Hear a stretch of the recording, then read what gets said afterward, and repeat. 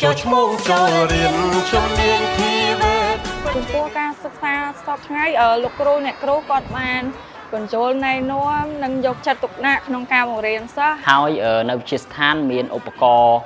បច្ចេកវិទ្យាទំនើបជាច្រើនសម្រាប់ដល់និស្សិតរៀនហើយម្យ៉ាងវិញទៀតបើសិនជាបងប្អូនក៏ដូចជាយុវជនដែលមកពីគ្រួសារក្រីក្រដែលមានបានសមធម៌ឬក៏បានងាយដែលរងហានិភ័យរាជរដ្ឋាភិបាលឧបត្ថម្ភនៅពេលដែលកំឡុងសិក្សានេះគឺ280000ក្នុងមួយខែជាចុងក្រោយខ្ញុំសូមផ្ដាំផ្ញើទៅយុវជនដែលចង់មករៀនជំនាញនៅវិទ្យាស្ថានភូមិចៃទេសខេត្តកំពង់ចាមព្រោះវិទ្យាស្ថានបានផ្ដល់នៅអាហារូបករណ៍ 100% កន្លែងស្នាក់នៅជាពិសេសនៅវិទ្យាស្ថានភូមិចៃទេសខេត្តកំពង់ចាមមានគ្រឿងបរិក្ខារ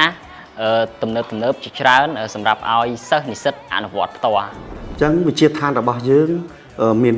ផ្ដល់ការបណ្ដុះបណ្ដាលបាទមានជំនាញជាច្រើនដែលទីផ្សារនៅក្នុងខេត្តកំពង់ចាមកំពុងតែត្រូវការបាទដូចជាជំនាញតបណ្ដាញអគ្គិសនីក្នុងអគារថែទាំជួសជុលរថយន្តការថែទាំនិងជួសជុល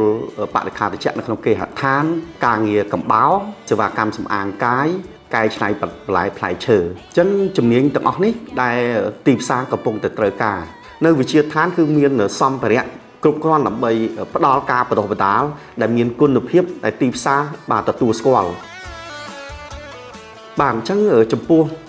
យុវជនក៏ដូចជាសាធារណជនទូទៅចង់មកដាក់ពាក្យរៀនគឺមកវិទ្យាស្ថានដែលមានទីតាំងនៅបាទភូមិទី7បាទសង្កាត់កំពង់ចាមក្រុងកំពង់ចាមខេត្តកំពង់ចាមនៅក្រោយវិទ្យាល័យព្រះសីហនុបាទឬក៏បងប្អូនឬក៏យុវជនអាចវាយ